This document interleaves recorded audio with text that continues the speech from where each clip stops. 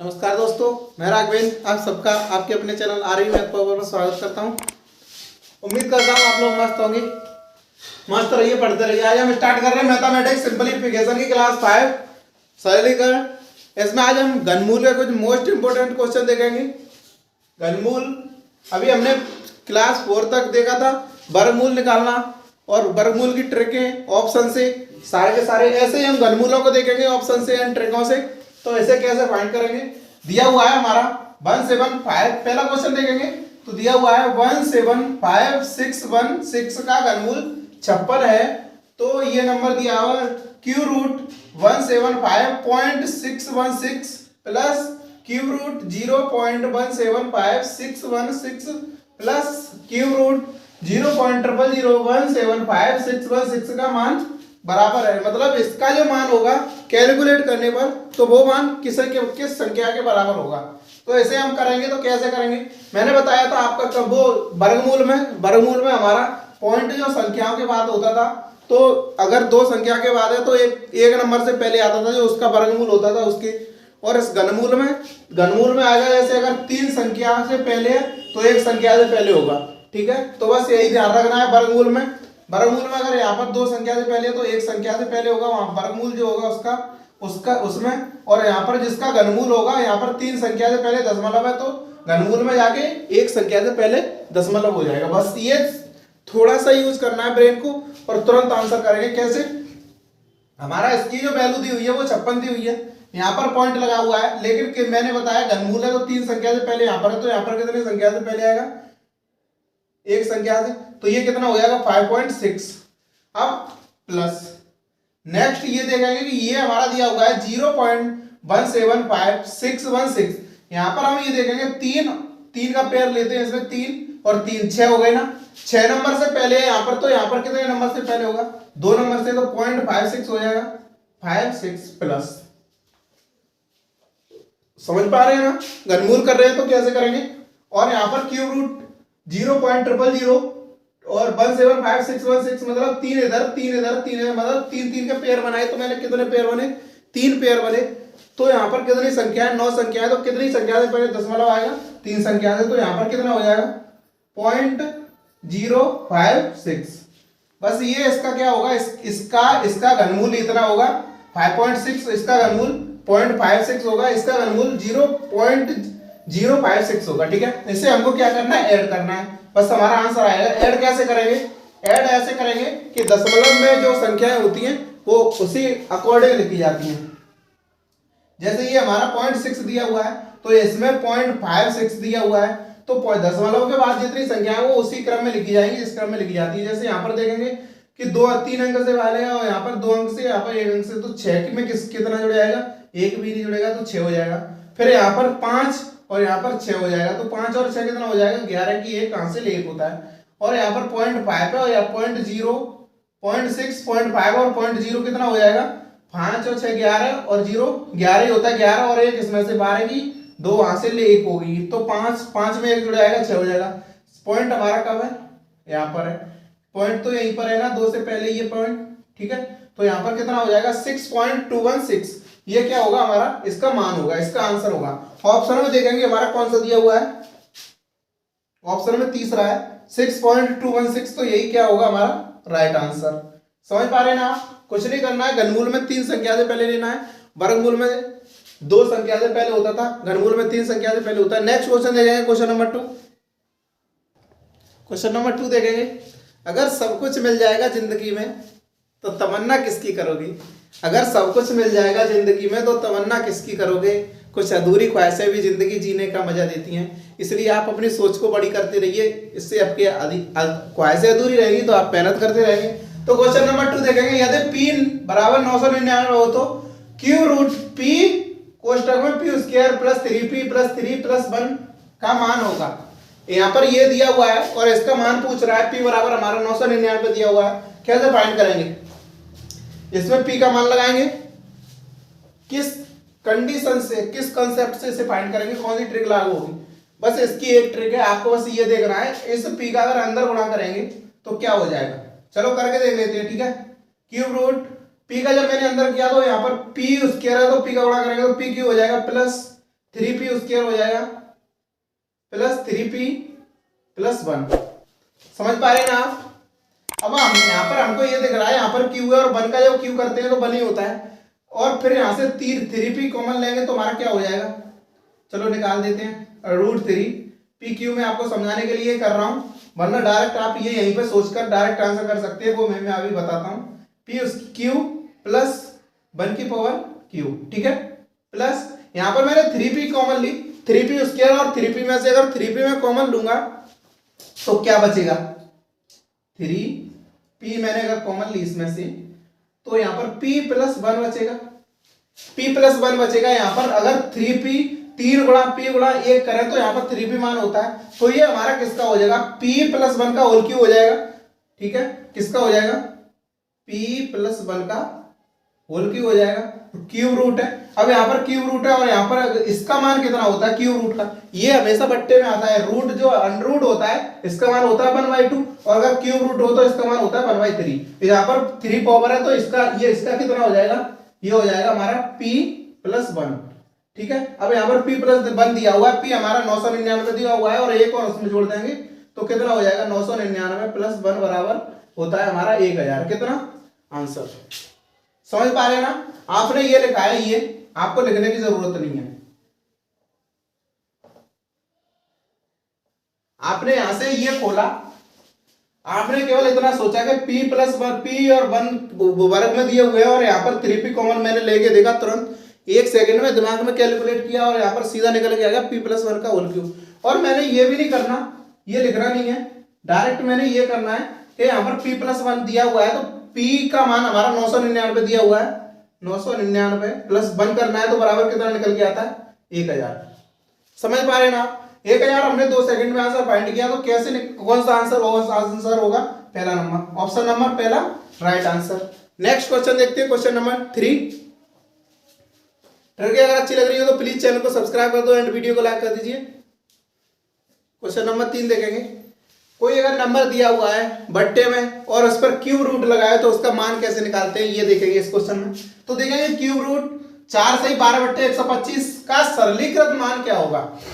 सरलीकृत समझ रहे हैं ना आप, सरलीकृत मान क्या होता है, वह मान जो इसको सॉल्व करने के बाद, मतलब इसको हल करने के बाद प्राप्त होता है, वही सरलीकृत मान होता है। तो इसे जब हल करेंगे तो यहाँ पर मैंने देखा 125 है, यहाँ पर 4 है, 4 का जब 125 में करेंगे तो कितनी बार जाता है, 125 का 2 बार करते हैं तो कितने होता है 250, और 400 4 बार करेंगे तो कितना होता है 500 हो जाएगा। 500 में हमें कितना जोड़ना है 12, तो हमारा यहाँ से कितना निकल के आएगा, क्यूब रूट बराबर निकल के आएगा, तो 125 का मैंने 4 में किया तो 500 में हमें 12 जोड़ेंगे तो ये हो जाएगा ये 512, कितना 5 से 12/125।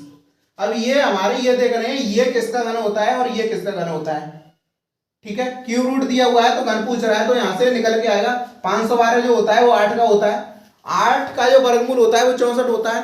तो आपको ये देख रहा है पीछे वाला नंबर जब उसे तोड़ेंगे तो 8 से 4 में करेंगे तो 32 होता है, पीछे वाला नंबर 2 मिल गया, डायरेक्ट आपको क्या करना है 8 का, ठीक है।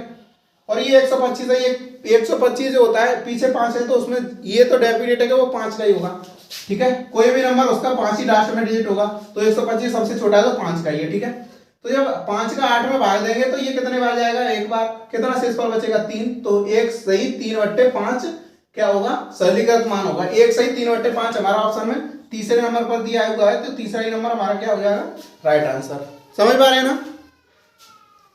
1 सही 3/5 हमारा आंसर निकल के आया, 1 सेकंड में आंसर फाइंड किया हमने। कुछ नहीं करना, हमको ये सॉल्व देखना है और सॉल्व करना है। एक यहाँ पर 512 125 8 का होता है, 5 का होता है, 5 का 8 में भाग देंगे, 1 सही 3/5। नेक्स्ट क्वेश्चन देखते हैं, क्वेश्चन नंबर 4 उड़ाएंगे उसे। क्वेश्चन नंबर 4 देखेंगे, इसमें दिया हुआ है √4³ प्लस 15 का क्यूब की पावर 3 का मान कितना होगा। यहाँ पर हमको इसका मान फाइंड करना है, तो मान कैसे निकालेंगे इसका।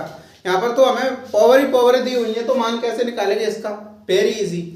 क्योंकि मेरे गुरुजी कहते हैं अभिनय सर, वक्त बदलता है फिर बदलेगा, फिर सारा जहां अपना होगा, बस मेहनत करते रहिए, वक्त अपने आप बदल जाता है। तो कैसे करेंगे इसे, हमारा 4 का क्यूब कितना होता है, 4 का क्यूब होता है 64, 4 चक 16 और 16 चक कितना होता है 64, प्लस 15 का वर्ग कितना होता है, 15 का वर्ग हमारा होता है 225। समझ पा रहे ना, इसका क्या क्यूब, इसका करना है घन करना है, क्या करना है घन करना है। तो जब 64 को 225 में जोड़ते हैं तो ये हमारा होता है, जोड़ लो 982 289। अब हमको ये दिखा कि 289 जो होता है 9 किस में आता है, 9 किसके वर्गमूल में आता है, यहाँ पर ये वर्गमूल है, ठीक है। 9 किसके वर्गमूल में आता है, 9 लास्ट में किसके में आता है, 3 के में आता है, उसके बाद में 7 के में आता है। तो यहाँ पर मैंने ये देखा 3 का तो वर्गमूल होता नहीं है, 13 का होगा नहीं, ठीक है। तो कितने का होगा, क्योंकि 15 का जो होता है वो हमारा 225 होता है, 13 का कम होगा, तो ये किसका हो जाएगा 17 का। कितने का, तो 17 का हो जाएगा। तो 17 हमारी की 17 की पावर 3 कितना होता है, ये हमें थोड़ा सा देखना है ये कितना होता है। ऐसे क्वेश्चनों को थोड़ा अपने माइंड में भी कैलकुलेट करते हैं। तो 17 का जो घन होता है वो होता है 49 13, कितना 49 13, 49 13 17 का घन होता है। तो ये हमारा क्या होगा आंसर। तो 49 13 हमारा पहला है, तो पहला ही क्या होगा answer. Option number 1 is right answer. समझ पा रहे हैं ना आप, कुछ नहीं करना है आपको, इसका क्यूब घन किया और इसका वर्ग किया, उसे ऐड किया, हमने देखा 289 प्राप्त हो रहा है। तो 289 जो होता है हमारा 17 का होता है, 17 का जो घन होता है वो होता है 49 13, कितना 49 13। चैनल को सब्सक्राइब कर दीजिए, लाल वाला बटन है उसे प्रेस कर दीजिए। नेक्स्ट देखते हैं क्वेश्चन नंबर 5। क्वेश्चन नंबर 5 देखेंगे, इसमें दिया हुआ है 13 23 को किस छोटी से छोटी संख्या से गुणा किया जाए कि पूर्ण घन बन जाएगा।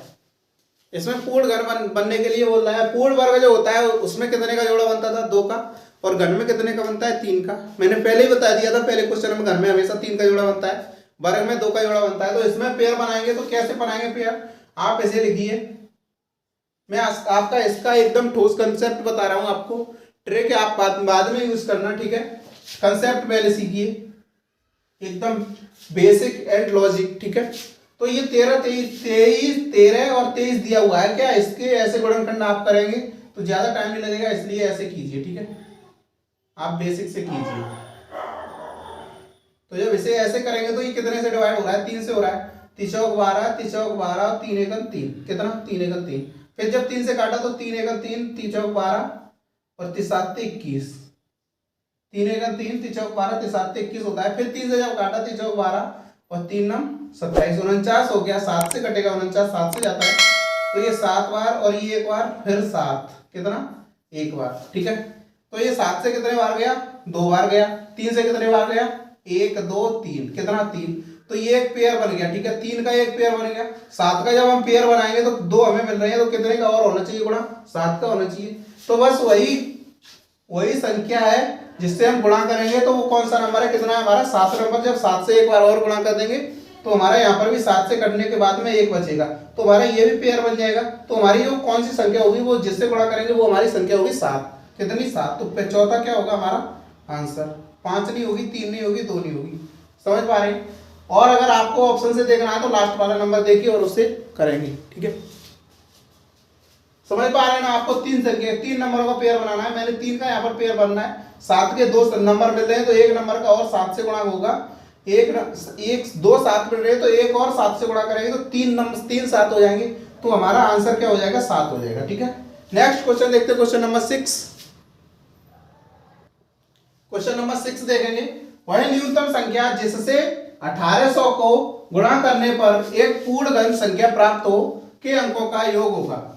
वह संख्या बताइए जिसमें 1800 से गुणा करेंगे हम तो वह पूर्ण घन संख्या प्राप्त होगी, ठीक है। तो इसे कैसे फाइंड करेंगे, बस इसके गुणनखंड करने हमको कितना है 1800 बराबर कितना होता है 100। यहां से अगर मैं अलग ले लूं तो सिंपल गुणनखंड बनेंगे। तो 100 इंटू 18 के कितने बनेंगे 2 गुणा 3, ठीक है। तो यहां पर मैंने देखा कि 2 गुणा 3 बनने हैं, तो एक भी पेयर 3 का घन का नहीं बनना। तो यहां से जब मैंने 2 को किया, इसको 100 को करूंगा तो कितना हो जाएगा ये, तो ये हो जाएगा 2 गुणा 2 4, 4 पन्ना 20, 5 गुणा 5, ठीक है। यहां से हमारे जो निकल के आया 100 के 2 गुणा 2 और 5 गुणा 5, यहाँ पर 2 1 2 3, 2 के पेयर सारे मिल गए। एक पेयर किसका है 5 का चाहिए और एक किसका चाहिए 3 का।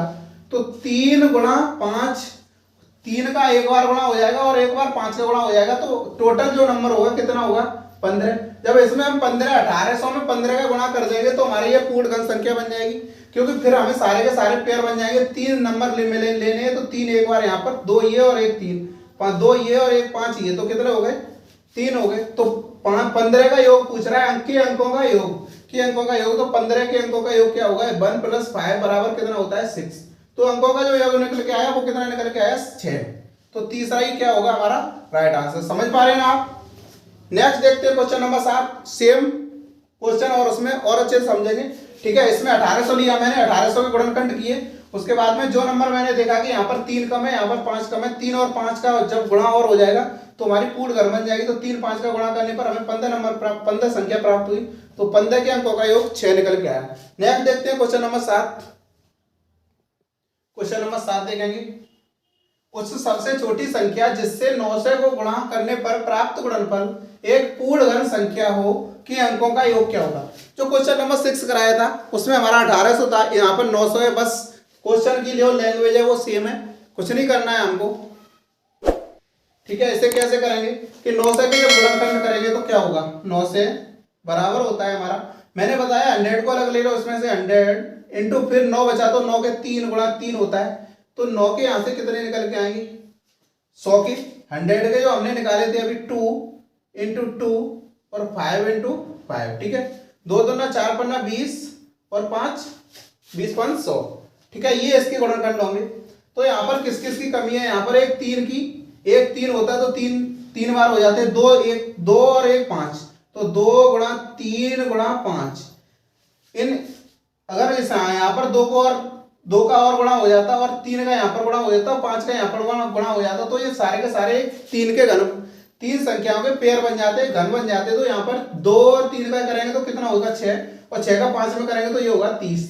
पूछ क्या रहा है, अंकों का योग, अंकों का योग। तो 30 का जब योग करेंगे तो 3 + 0 बराबर क्या होता है 3। तो आंसर यहाँ से हमारा क्या होगा 3। तो आंसर कौन सा होगा, दूसरा है राइट आंसर। समझ पा रहे हैं ना आप। तीसरा 3 हमारा क्या निकल के आया आंसर। 100 के हमने जब गुणनखंड किए तो ये गुणनखंड निकले, एक 2 की कमी, एक 3 की, एक 5 की, तो इन तीनों संख्याओं का जब गुणा किया तो 30, और 30 मतलब 3 और 0 बराबर होता है 3। आंसर हमारा 3। समझ पा रहे ना। मिलते हैं नेक्स्ट वीडियो में कुछ जानदार और शानदार क्वेश्चनों के साथ। Bye bye, take you, all the best. Channel पर नए हैं तो चैनल को सब्सक्राइब करके जाना है, वीडियो को लाइक करके जाना। Bye bye.